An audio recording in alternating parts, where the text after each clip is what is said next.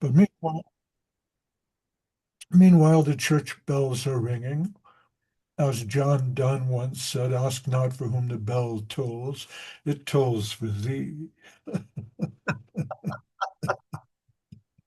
So let me just do a little bit of cleanup here on my computer because there's some things I wanted to share, but I had to turn a lot of things off to get this going. Anyway, thank you all very much for joining us here on a beautiful Sunday morning. Here in Mexico, it's uh, it's sunny and cold, Right. and so I'm wearing my sweater and my little vest. And just a moment here, I have to push another button. Okay. Oh, I have to push another button. Oh. Well, we're recording anyway. So, Omagana Timaranda Syagananjana Shalaka Chakshur Militam Jena Tasmai Shri Gurave Namaha. I have I like to read the book from the screen. So I'm trying to bring up there it is, the EPUB, so I can read from that. But it reminds me that once upon a time, I was in California and buying something in a bookstore, and the power went, and the girl at the front counter said, "Everybody up to the front counter now. Put your purchases down. Uh, please leave the store. There's no power."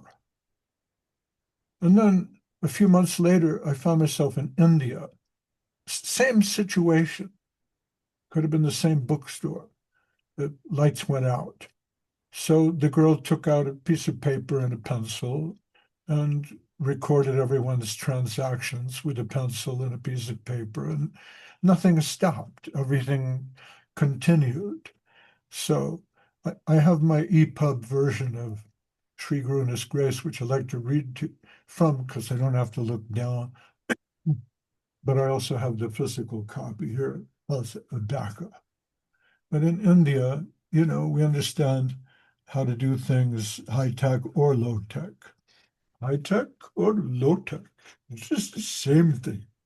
Anyways, so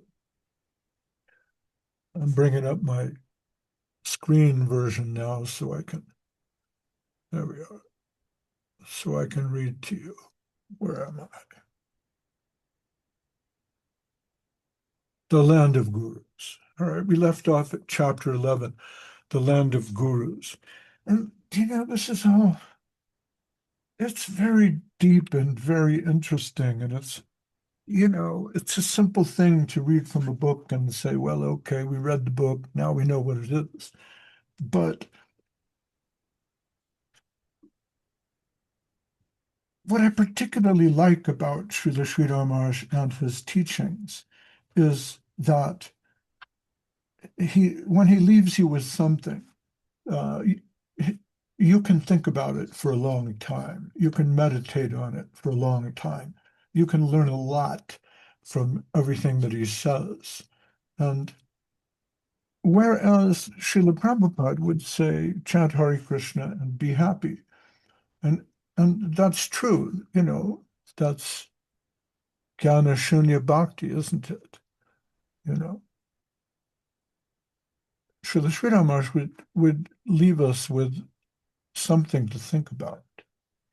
I have all these error messages on my screen now. Um, so it's precisely that I wanted to sort of get at. And anyways, so here he says, in the land of gurus, in the Śrīmad Bhāgavatam 11.9.31, it is stated, Nahyas Nakya Kasmad Guror Gyanam Shushtiram Syat Supushkulam. One certainly cannot get complete knowledge from only one guru. So it says, Guror Gyanam E Kasmad, the kind of Guru Gyan that comes from Eka, one guru. Shustiram Syat Supushkulam. It's not really entirely complete. So in preparing this talk, I've been thinking of a lot of different examples and ways to think about this. And one that I came up with was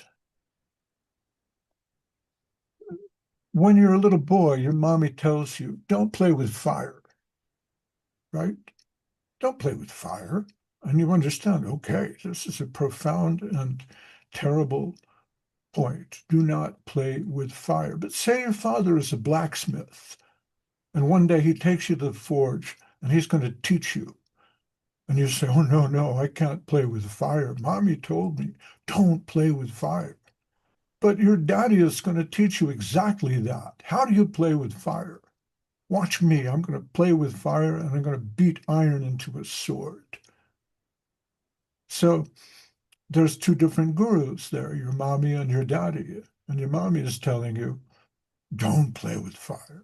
And this is really a good rule of thumb for all children below the age of 9 years old.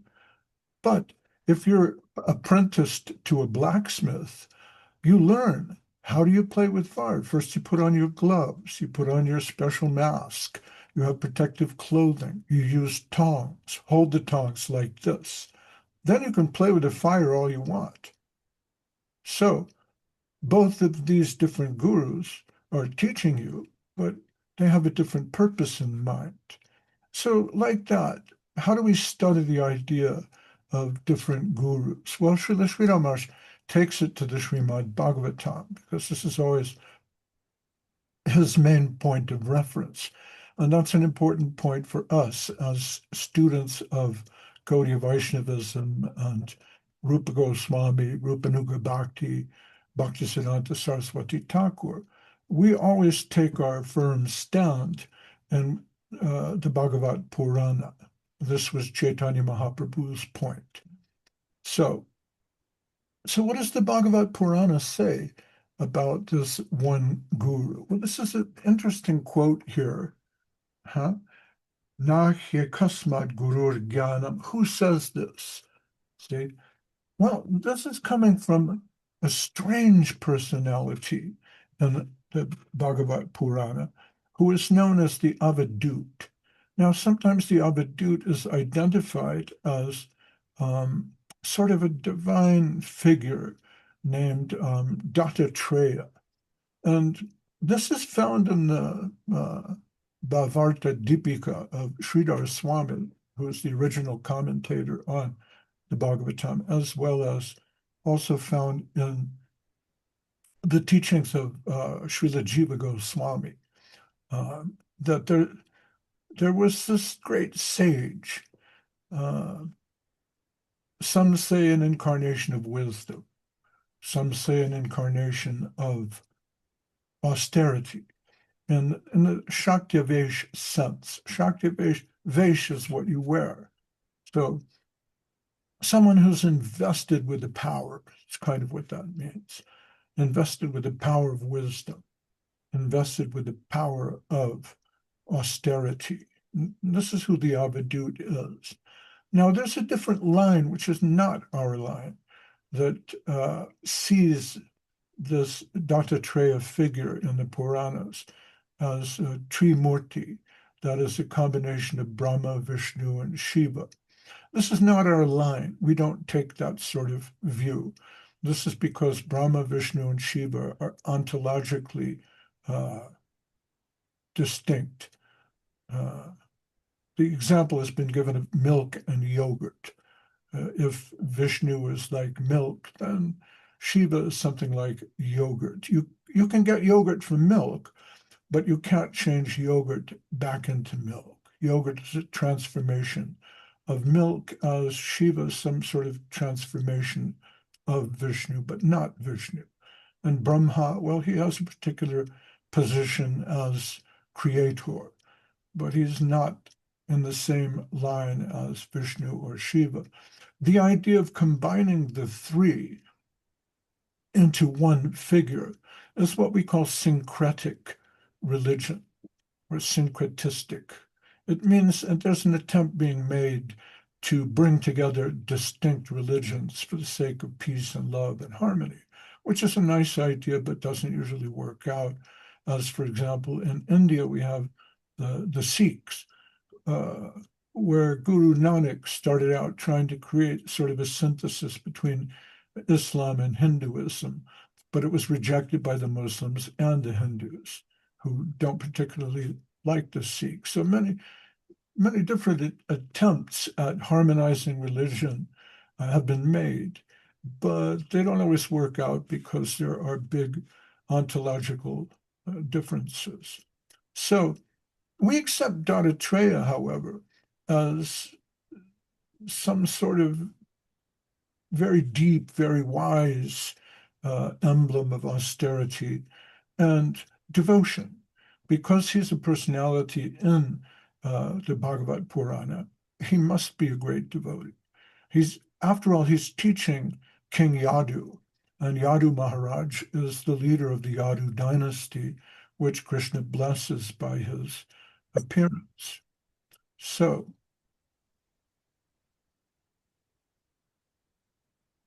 this goes down in the 11th canto of the Bhagavatam, which is known as the Uddhava Gita. And Uddhava Gita is especially interesting because it's another place where Krishna himself, God himself, is teaching.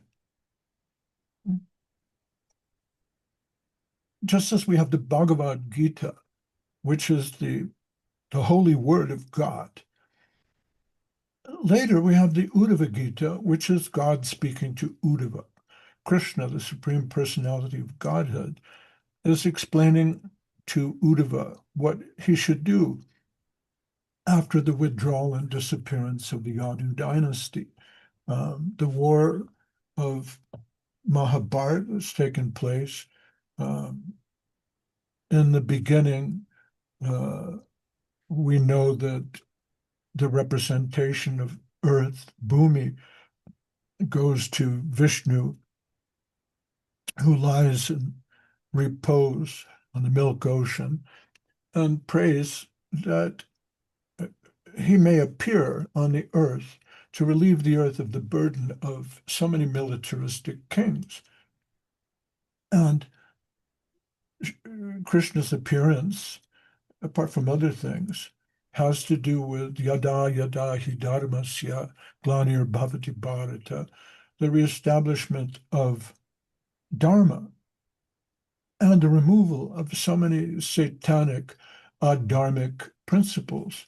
So he brings all the warring kings together in the Battle of Kurukshetra, and they all finish each other. Then there's the Yadu dynasty, which is pretty militaristic as well, and it's time for them to wrap up their Leela, their pastimes, and disappear from the Earth planet. And Uddhava understands this. So Krishna meets him in a secluded place outside Dwarka somewhere, explains, this is all about to go away, and it's time for you to retire as well. He recommends that Uddhava take sannyas. And he has so many different, very deep and powerful instructions in the Uddhava Gita, which parallel the Bhagavad Gita, but have a different flavor, sort of a different aroma, if you like. It's the same instruction, but given to different audience. Just as if you look at the different iterations of the Bhagavatam, you'll see there was what was spoken by Shukadev to Maharaj Parikshit, but there's what's spoken by Sutta Goswami to the 10,000 sages at Naimisharanya. It's a different color. What was spoken to by Krishna to Arjuna on the Battle of Kurukshetra has a different color and intensity. After all, they're in the middle of a great battle. So what's spoken to Uddhava has a more contemplative tone, if you like. And there, Krishna goes in great depth to explain ideas about meditation, bhakti, the nature of the universe, and so many different esoteric secrets or sort of confidential information that is revealed to the heart of great devotees. And of course, Uddhava is a great devotee. He knows the gopis personally. So, as Krishna speaks the Uddhava Gita, he begins telling the story of how Maharaj Yadu, the head of the Yadu dynasty, is traveling through the forest long ago, and he encounters a strange figure, something of a madman.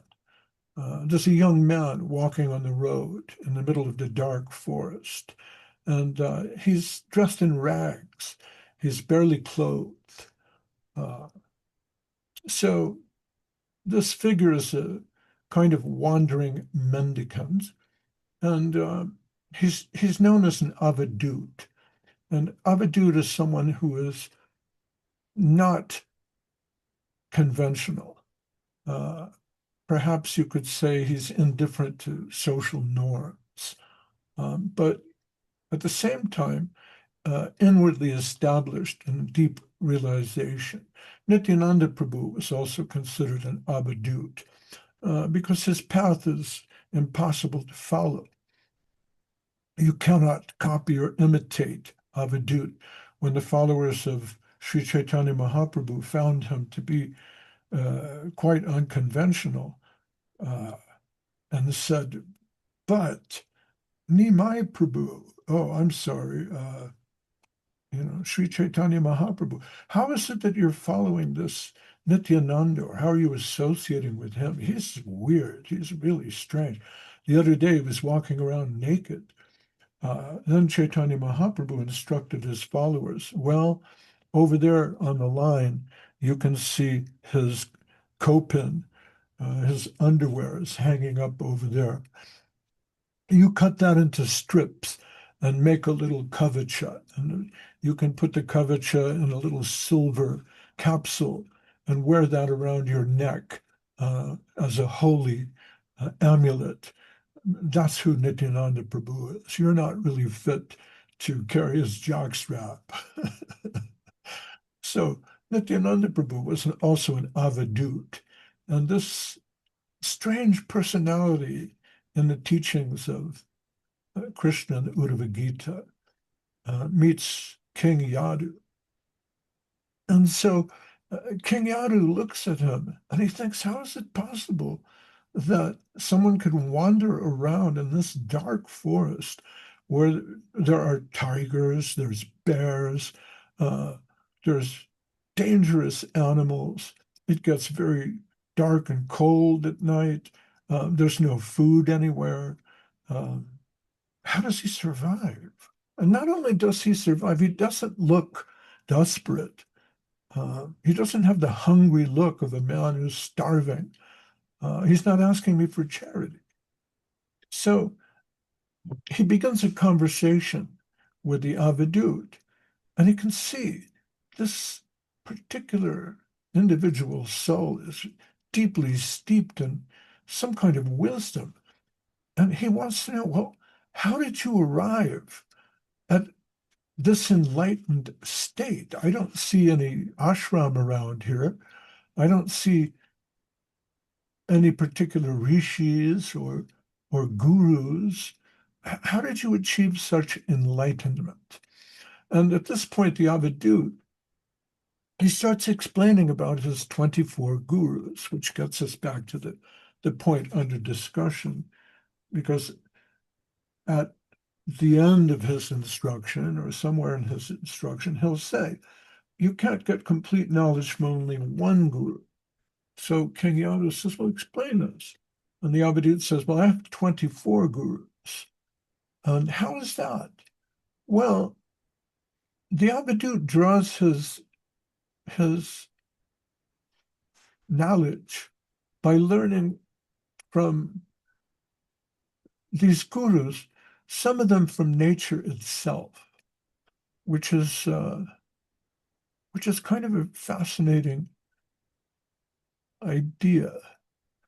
His style of learning, for example, he learns from the earth, he learns from water, fire, air, and ether. And he has 24 gurus. I can't really discuss all of that in one go because it's very deep. But he sees that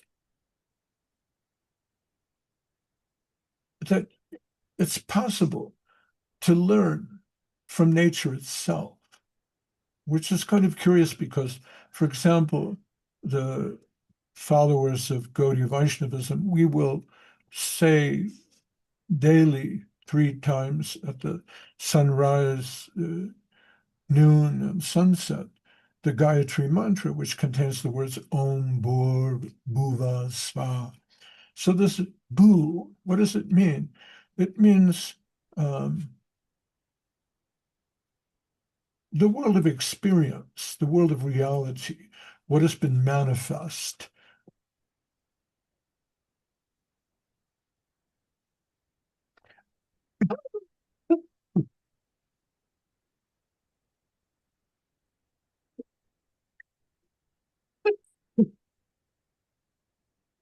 And so from this word Bhu, we get the Bhutas. And the Bhutas, there's Panchamaha Bhuta, there's earth, water, fire, air, and ether.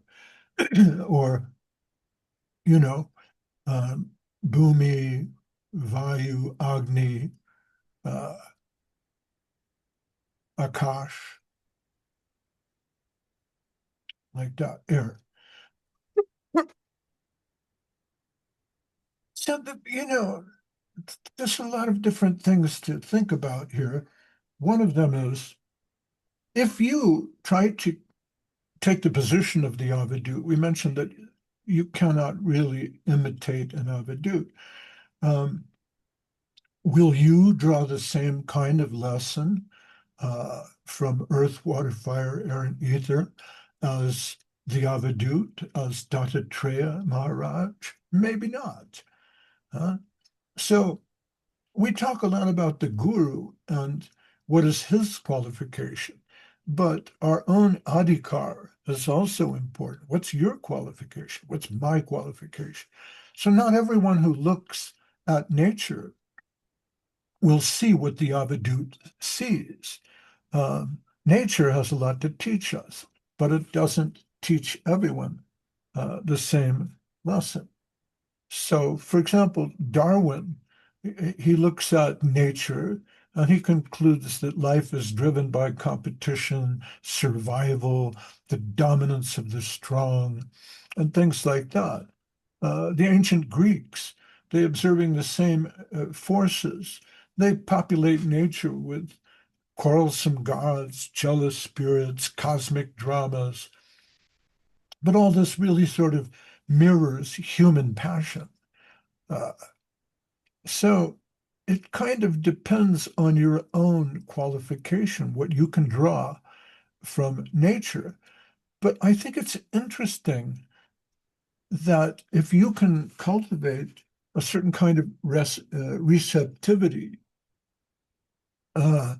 you can also draw the same sorts of conclusions from the world that surrounds us, or the relative world, the material world, nature, the Bhur, and the Bhutis, earth, water, fire, air, and ether. You may be able to see the same sorts of things that the Avadhūta saw. So what is it that he saw? Well, he says, for example, the earth. What did I learn from the earth? What can you learn from the earth? He says, Dehatma vadinam pungsam pita saram hyajayata tasmad bhumer guru meham kshantya dharyati praja. So he says, from Bhumi, my guru, tasmad bhumer gurur meham kshantya dharayati. So I learned kshantya, which means tolerance. So the Avadhūta, he continues to sort of separate out the idea of the earth into the mountain and the tree. So what can you learn from a mountain? And uh, and this is interesting because you have to think, well, how does the Avadhūta come to this conclusion? You can say, well, okay, he's an avatar. He knows everything already, and he's just giving something out. Or you can think, no, he really did learn this.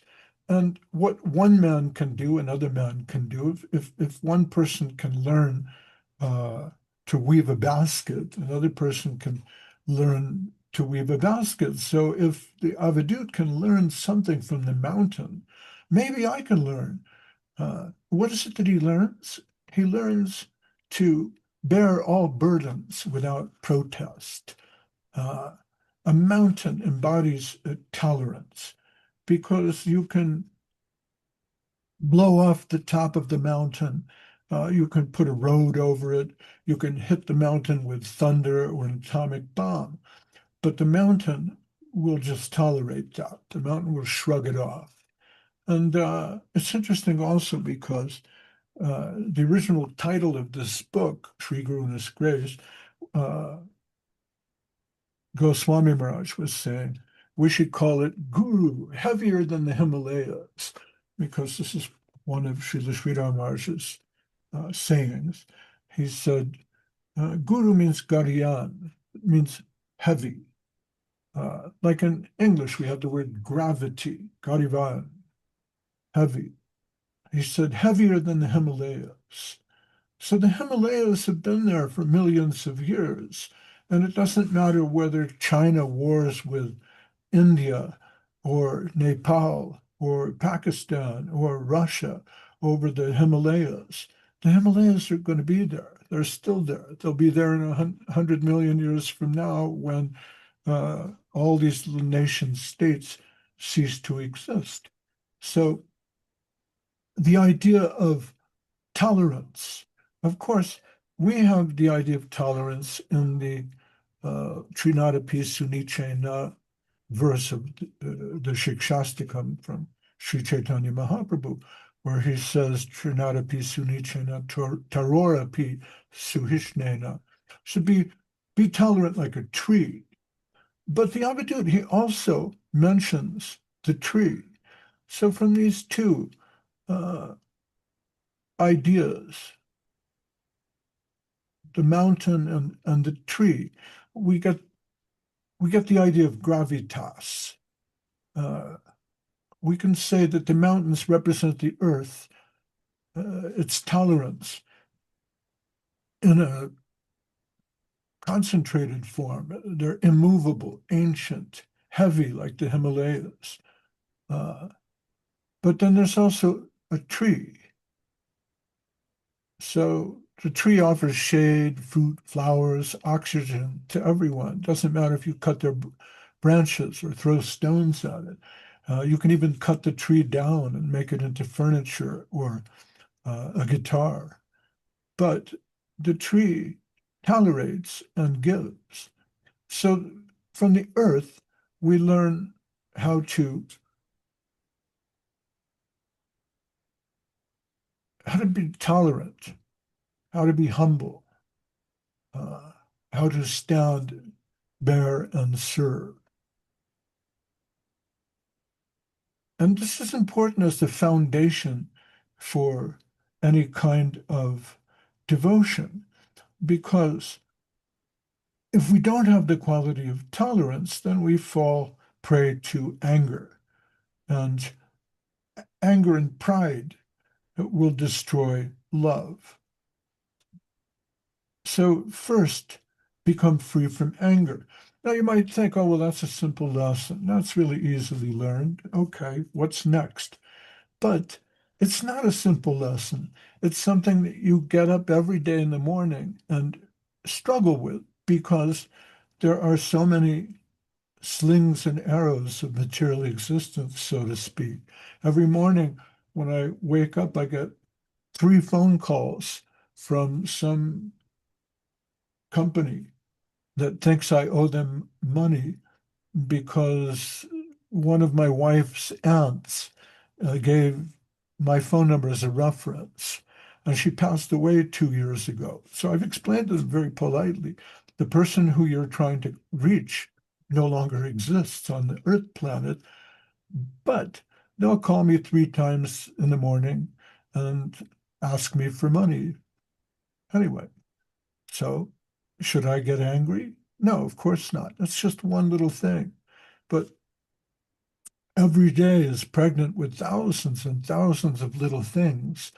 And the point is, don't become angry. Learn tolerance. Learn humility. Humility is not an easy thing. It doesn't mean that when you live in the temple, you bow down when somebody walks by, and then you lower your head every time you see a woman. That's not necessarily humility. It could be, but real humility is internal. What's the next thing? So that's the earth. That's what we learn from the earth. Can I learn that? If I walk outside and look at the mountain, can I learn tolerance? Maybe. What if you're a gardener? You can watch how that tree grows. How does it react? Maybe you can learn something from that tree. The next element here is water. So the Avadhūta continues. He says, Shuddho pi dravinam sprishtva shuddhaye nityam eva hi.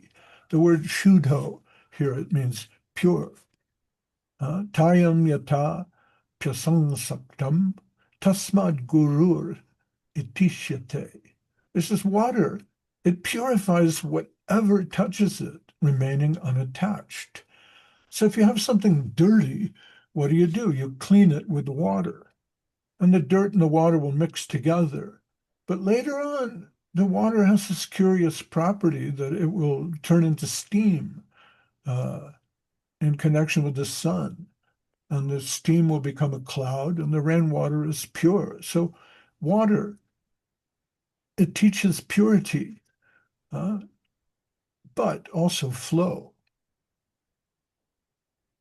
Stagnation means impurity.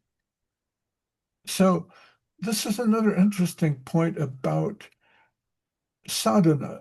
You could say, well, after you've learned the lesson of humility and tolerance, you need to practice devotion. But devotion is something that is gained through service, right? Love is gained through service. Where there's no service, there's no love. So inaction will lead to stagnation. If there's no service, then there will be stagnation and impurity. Temptation will take over and lead us into temptation. It will lead us into serving the senses rather than serving the divine. So just as a shark has to keep moving in order to breathe. Sharks, when they sleep, they continue swimming because if they stay in one place too long, they can't breathe. So stagnation, it leads to impurity. Real purity will be seen in the flow. So how do I develop a flow state? The Avadhūta, he learns this idea of purity from water. But this is not purity from withdrawal or avoidance. Water is clean, but it also has this quality that it can clean others. And to maintain purity, it has to flow. Otherwise, it becomes fouled. And so, of course, people would criticize Srila Sridhar saying that, well, he's not creating a worldwide mission of thousands and thousands of disciples and building temples everywhere. So where's the flow? But there's different kinds of flow, aren't there? For example, there's a big river, but there's also a crystal clear stream or a spring that breaks through a rock and reveals itself gradually, although it's hidden. So Srila Sri Ramakrishna was like that. He was kind of hidden, but his flow was always of the purest quality. And he would sometimes point out that Srila Bhaktisiddhanta Saraswati Thakur had been critical of some of his followers, saying that I want my followers to do relief work. I want them to go out into the world and tell people the good news about Sri Chaitanya Mahaprabhu and the Sankirtan movement, Krishna consciousness, not to sit in the jungle pulling beads. You know, pulling beads may be useful, but it doesn't really help others. And we want to show compassion and help others. So a devotee doesn't preserve sanctity by avoiding the world, but by allowing devotion to flow. So Srila Sridhar Maharaj often warned against this kind of sort of sealed spiritual life, seeking safety and withdrawal rather than growth and service. Real purity should move forward like water, carrying nourishment to others. Also, an interesting point about the Krishna consciousness movement is we're interested in helping the most fallen. And so you can see that water always naturally flows to the lowest place. So this is like in Krishna consciousness, we're trying to reach out and help others. So you could say that from water, the Avadhūta learns that there is spiritual purity, but it should be fresh and flowing. And the next lesson is fire. So that's a lot to absorb, though, isn't it? You could stay with one guru for your entire lifetime and learn one thing, chant Hare Krishna and be happy. Or you might learn from earth, be humble, be like the grass. Or you might learn from water, keep the flow of divine love moving. What can we learn from fire? Well, fire it's similar in the sense of purity as water, isn't it? Although they are polar opposites. Here in the Bhagavatam, we find Jatagni Svayam Atmashta Pradagdva Nopaliyate Evam Bhaktir Vishudhatma Tasmad Guru Agnir Ishyate. The Avadhūta says, well, fire, it consumes wood or any kind of fuel, and yet the fire itself is untouched. So in the same way, purified devotion transforms all offerings. Evam bhaktir vishuddhatma. So through bhakti, your karma becomes transformed and purified.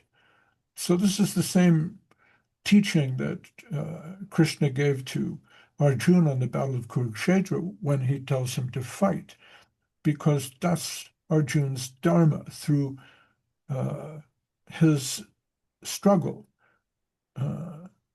by devoting his warrior-like spirit and battle to Krishna. The violence of the battle becomes purified, just as dirty things become purified by fire. A piece of wood could be really dirty, but as it's burned, it becomes light and heat, and it's purified. So The idea here is something like yukta vairagya. Uh, Real renunciation is not simply to leave things aside or to give them up, but to engage them in Krishna's service. So kirtan, teachings, sankirtan, uh, spiritual life also requires a kind of an inner fire. So the idea of fire is interesting because you can think of it metaphorically as representing the spirit, and as the spirit purifies everything, or spiritual work, spiritual life, spiritual love purifies everything. So in that sense, fire purifies everything. And the uh, the Avadhūta, by observing fire, he learns this. This is what fire teaches him. And what about the air? The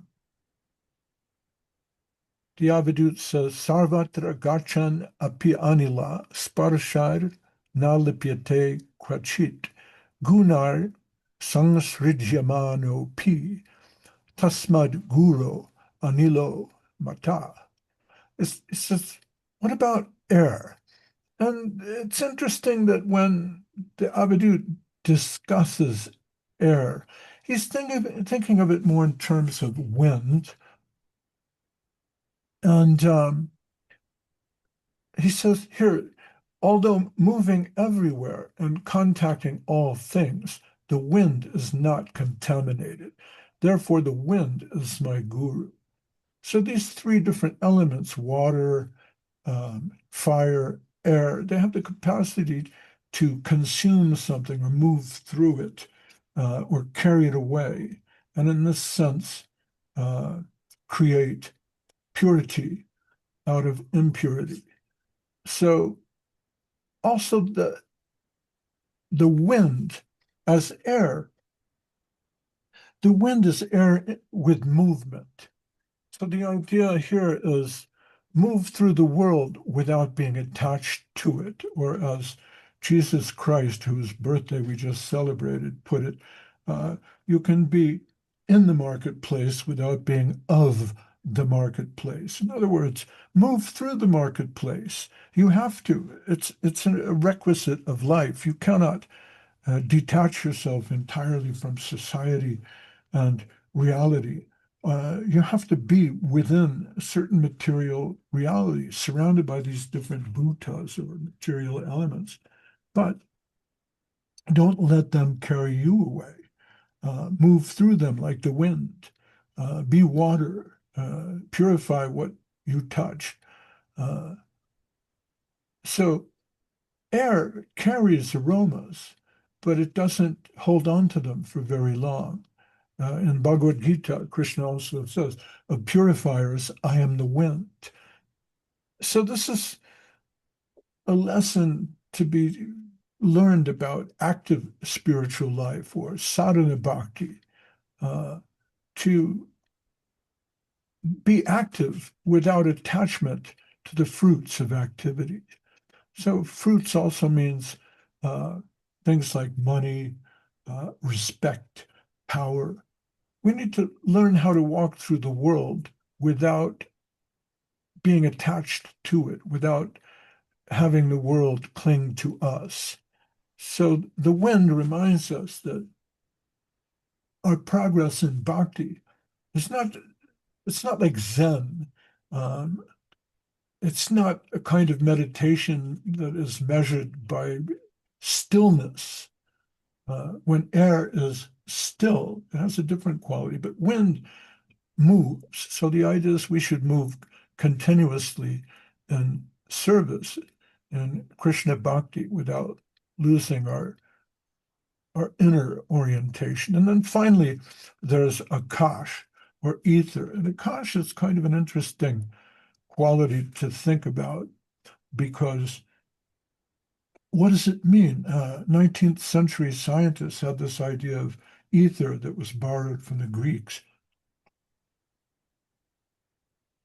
as a kind of material in and of itself. Akash is very hard to define. It might correspond, you might say it corresponds to the Einsteinian concept of space-time, uh, where light waves, vibrations, move through some kind of medium, but in Einsteinian relativity, it's space-time. It's not exactly the ether that was defined by the Greeks or Aristotle. So Akash is a subtler quality. It's the medium through which vibration takes place, if you like. And by vibration, we mean shabda. Shabda doesn't always mean sound. It's a sense of vibration. So I understand modern physicists have difficulty with the idea of ether as posed by the Greeks, but the Akashic concept given in Vedantic analysis, Sankhya, it's a bit distinct.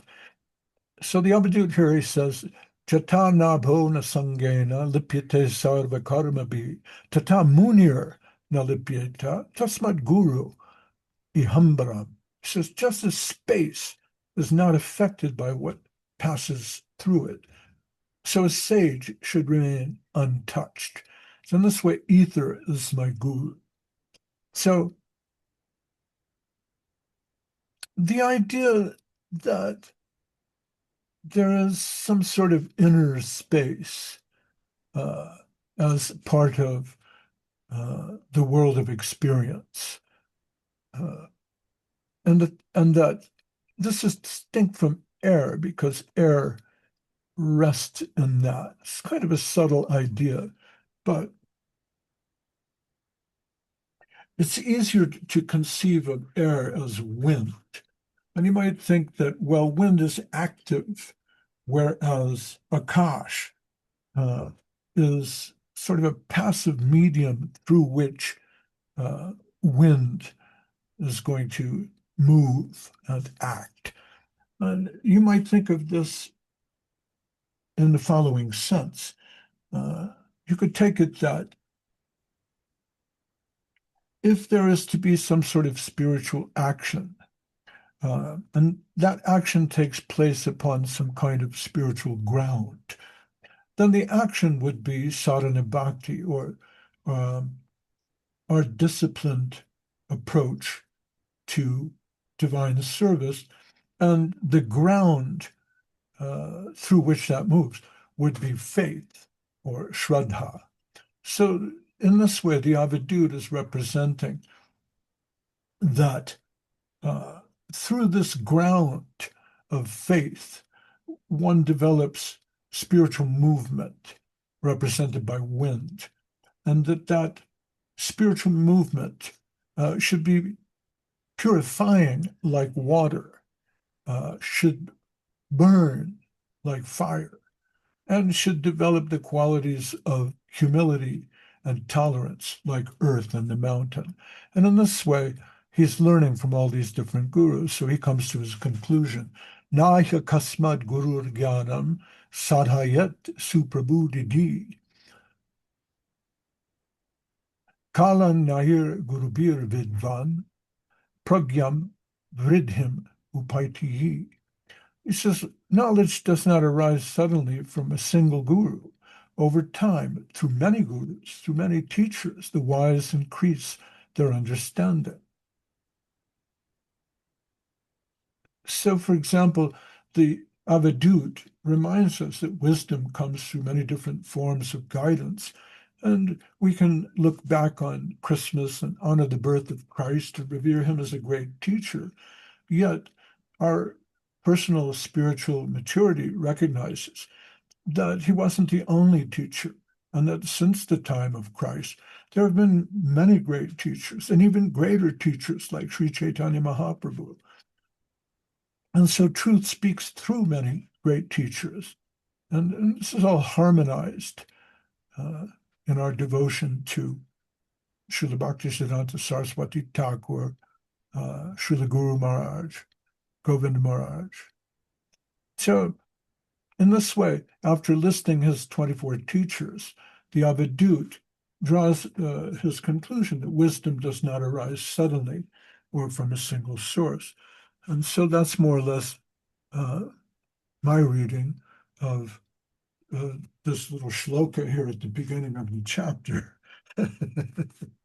So Srila Sridhar says, in the highest stage of devotion, we must see that not only one guru, we must see that guru is everywhere. In the land of Krishna, all are gurus. So Srila Sridhar always takes it higher. If the Avadhūta is talking about how to learn from Bhur, the world of experience, Srila Sridhar takes it higher. What happens in the land of Krishna?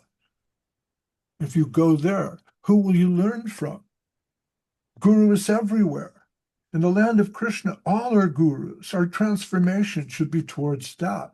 Everything in the spiritual world, the entire environment is our guru, and we are servants. To enter into Vaikuntha or Goloka means that on all sides we must see guru and pay our respects. There is gradation, of course, but all are gurus. So I think I can stop there. I think that was an hour. That's just like a half a paragraph. But what I was saying before is, you take Ek Bindu Jagat Dubai. With a drop of this, the world will be inundated. It's in the, I think Ramananda Roy said that. I don't remember. Ek Bindu Jagat Dubai. Just with one drop of transcendental mercy and bliss, the whole world, the Jagat, the whole universe is inundated. Srila Maharaj used to say that Srila Bhaktisiddhanta Saraswati Thakur, he wanted to take one brick from Goloka Vrindavan, one Chintamani jewel, and then bring it down here. And I often felt that Srila Sridhar Maharaj would go into that little room that he had. He didn't have a grand golden palace with fountains and jewels. He had this tiny little monk's cell with a wooden bed that he slept on with a cotton mattress about that thick. He would go in there and close the shutters against the monsoon rains blowing up from the Ganges and come out in the morning with a tiny little polished Chintamani gem that he would hold in his hand and open it up and show us a little bit of it and play with it, hold it in the light, as if to say, look, if you look at it this way, hey, there's the Avadhūta. Everything in nature is teaching us. Hold it over here. Ooh, everything in Goloka Vrindavan is teaching you. Yeah, what a jewel. And that was said also about the 6 Goswamis and their the Sad Goswami Ashtakam. It's in there. How they brought these Chintamani gems and displayed that. So it's impossible to completely mine or study or understand one chapter of Srila Sridhar Maharaj. They're like Chintamani gems, but I spent about the last week, because I don't always prepare my talk so well. Sometimes I just know, oh, well, I better do this. If I don't, I'm letting people down, maybe. Or I just need your association to give me a bit of a boost so I can remember, yes, this is real. Om, a big yes. What you're thinking of, it's real. It exists. It's there. Om. But I thought, well, let me take a look at this little Chintamani gem about the Ekasmad Guru Shloka and the Uddhava Gita. And you'll find the Uddhava Gita, it's vast. It's much bigger than the Bhagavad Gita. It's deeper. It's heavier. It's sweeter. So who am I? But I thought, well, if the Avadhūta, this guy, King Yadu, meets him on the road, he's in rags, he's skinny, and he can see, wow, this man is enlightened. What can I learn from him? And the Avadhūta says, learn from the mountain. It's really good. Learn from the water. What can you learn from fire? What can you learn from the wind? And what about Tosh? So I looked into that a little bit, and I hope I didn't bore everybody this morning, but have a look at the Uddhava Gita if you like. See what the commentators say.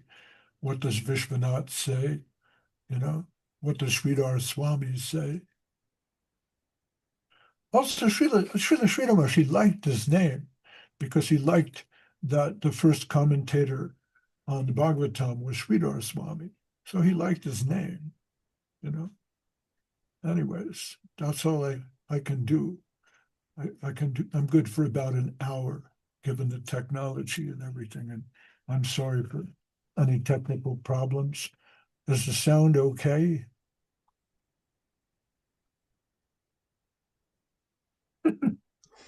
Well, it's so good to see all of you. It's so good to see my man Friday,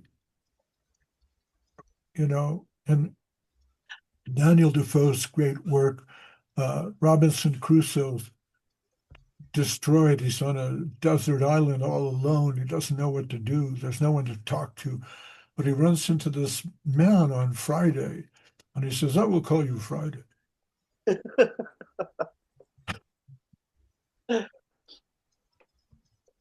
And the man says, you'll call me Friday, but today's Monday. You don't want to talk now? I don't know. My man Friday. And so Friday is Robinson Crusoe's pal, his rescue, you know, his lifeline to humanity. And then, of course, there's Subhashini Meenakshi Sundaram, who records these talks. I don't know why. Someone out there likes it. If there's anyone out there who likes the talk, thank you very much. We charge no money. This is not a commercial enterprise. It's pure spirit. So thank you all very much. Hare Krishna. Merry Christmas to those of you who celebrate. And we'll see you all next week. Gaura Bhakta Vrinda Ki Jai. Hari Hari Bol. See you soon. Prabhu Ki Jai. Thank you, Mahaprabhu. Thank you. I'll call you during the week, Pranashish, I promise. Okay? Bye-bye.